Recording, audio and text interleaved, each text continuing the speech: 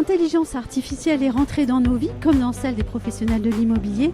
Encore faut-il savoir exactement de quoi on parle. Je profite donc de la présence sur le salon Rent de Nathalie Grasset, CDO chez Adéquation, pour lui poser quelques questions appliquées au secteur de la promotion. Bonjour Nathalie Grasset. Bonjour. Le secteur de la promotion connaît une crise sans précédent. Il s'agit d'un secteur qui est en train de revoir certains de ses fondamentaux, de réinventer aussi certains de ses métiers. Alors, est-ce que l'intelligence artificielle joue ou bien jouera, dans un avenir proche, un rôle dans cette transformation du secteur de la promotion immobilière ? Alors, je pense qu'elle est déjà en train de le faire, puisque la profession est en train de se réinventer, les organisations sont en train de se ramasser vers l'essentiel. Nous, en tant que fournisseurs d'outils pour l'aide à la décision et pour dérisquer les projets, on voit bien qu'il faut aller vers plus d'efficacité, un niveau d'exigence, etc. Donc je pense que c'est déjà en partie le cas. Ce qui reste à trouver, c'est l'équilibre entre l'humain et je dirais cette augmentation par l'IA, le bon équilibre, les bonnes habitudes. Historiquement, quand on a l'arrivée de ces outils, on peut avoir un côté un peu ludique qui peut s'installer. Ça s'installe dans la pérennité que dans la mesure où ça apporte vraiment de la valeur au quotidien. Il va falloir que l'IA prouve aussi ce qu'elle est capable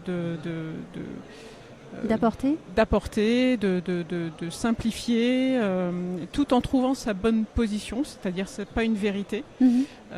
C'est pas une vérité et l'humain doit aussi se repositionner par rapport à ces outils comme il a dû se repositionner par rapport à Internet quand c'est arrivé. Mais alors justement, il y a des questionnements qui se posent déjà. C'est ce que vous êtes en train de nous dire ? Alors il y a des questionnements qui se posent. Par exemple, je parlerai plus particulièrement des éléments d'adéquation. Quand on fournit nous, des outils avec de la donnée, quelle est la donnée algorithmée par l'IA, quelle est la donnée réelle que nous on collecte au niveau du marché. Donc c'est important d'être extrêmement transparent vis-à-vis de nos clients sur ces sujets-là, de manière à ce que on ne fasse pas passer une information algorithmée pour une vérité.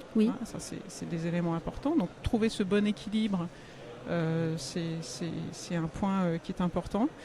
La manière aussi de l'utiliser, que ce soit dans la relation client, que ce soit dans l'efficacité, trouver les bons cas d'usage sur lesquels on va utiliser l'intelligence artificielle et à quel moment on doit mettre de l'humain et garder de l'humain. Par exemple, dans nos cas de figure, on va utiliser l'IA pour mettre en avance, identifier les éléments de cohérence ou les éléments d'incohérence que nous révèle la donnée, qui est de plus en plus large, de plus en plus importante. Donc c'est beaucoup plus simple pour nous d'utiliser ces algorithmes. Par contre, la compréhension et l'interprétation qu'on va faire de ces cohérences ou ces incohérences, elle doit être entre les mains d'un humain qui connaît le métier. C'est pas l'IA qui va pouvoir faire des propositions parce qu'on peut faire dire n'importe quoi à l'IA aussi très facilement. Donc c'est très important de bien la corréler en permanence à la réalité du marché et au terrain. Ce que j'entends quand je vous écoute, c'est aussi un rapport à la vérité qui est en train de se redéfinir. Alors, c'est une vraie question et je pense que toutes nos jeunes générations et nous-mêmes d'ailleurs au travers des réseaux sociaux, c'est quoi la vérité ? C'est quoi ce qu'on nous nourrit en termes d'informations par les réseaux sociaux ? Ça pose les mêmes sujets vis-à-vis de l'IA, c'est-à-dire un équilibre entre la facilité qui est apportée par l'IA et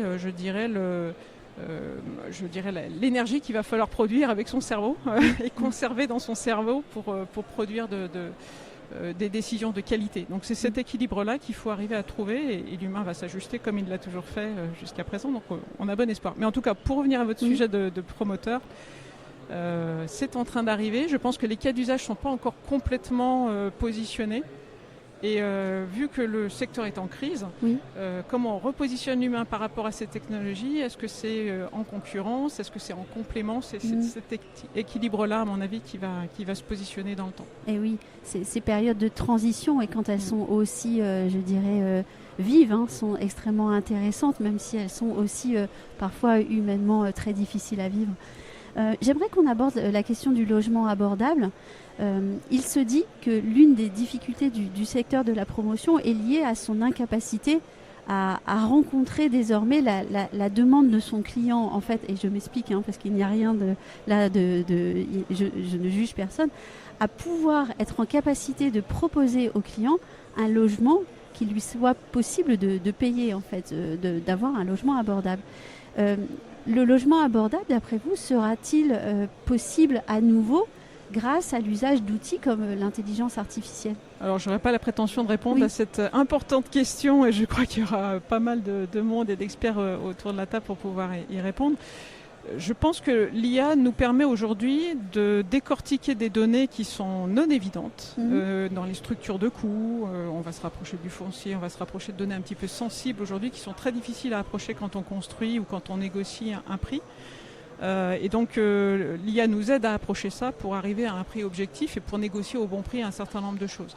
Donc déjà dans la structure de coûts du business plan, on devrait pouvoir fournir aux promoteurs des éléments de décision ou des éléments d'aide à la négociation qui sont des éléments importants dès le départ, on va dire. Voilà. Après, l'autre aspect qu'on identifie nous dans nos solutions, c'est qu'avec les systèmes de démembrement et on va dire les produits un petit peu complexes qui sont à l'heure, on a besoin de beaucoup de données pour nourrir ça, pour nourrir les décisions, nourrir ces fonctionnements-là. Donc ça nous aide aussi à proposer des structures qui permettent de répondre à ces besoins. Alors c'est un peu confus ce que je suis en train de vous dire, mais globalement, vu la complexité des modèles, pour avoir un logement abordable, on va vers des modèles de plus en plus complexes, on va vers des niveaux de négociation qui doivent être au plus justes.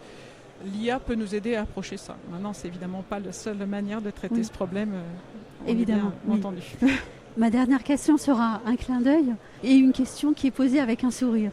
J'écoutais hier soir l'écrivain Amélie Nothomb et le journaliste lui disait que l'intelligence artificielle est désormais capable de faire un roman à la façon de Amélie Nothomb, et ce journaliste lui a demandé si elle avait peur que son métier d'écrivain disparaisse. Évidemment, il y avait là beaucoup d'humour, mais quand même la question était très intéressante.